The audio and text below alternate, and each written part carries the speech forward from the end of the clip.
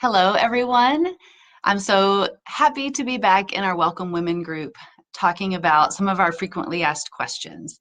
And today is going to be a little bit of a very quick vocabulary lesson because if you are new to reading and learning about and hearing about immigration issues, there are so many words that are thrown around and they do have different meanings, but a lot of times people don't stop and explain what those are. So I want to touch base on these four today.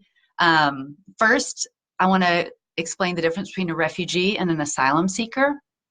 So refugees and asylum seekers are similar in that they are fleeing their country of origin due to war, persecution, some kind of natural disaster reasons that they are forced to flee their home country.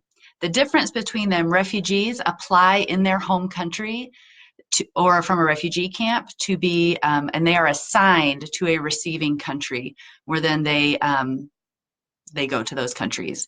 So many countries throughout the world receive refugees, many much more than the US, unfortunately. And so they are working to try to get them in a place where they can be safe.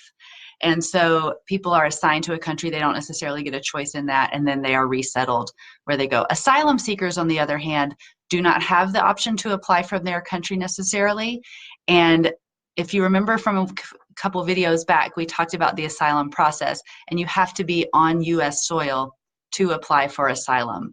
So while asylum seekers are fleeing, they cannot apply until they reach the US and are on US soil, and then that's when they can become an asylum seeker. And then the last two words that get oftentimes interchanged but do have some subtle differences in their meaning, immigrant and migrant. So an immigrant is someone who leaves their home country, goes to another country with an intention to stay there.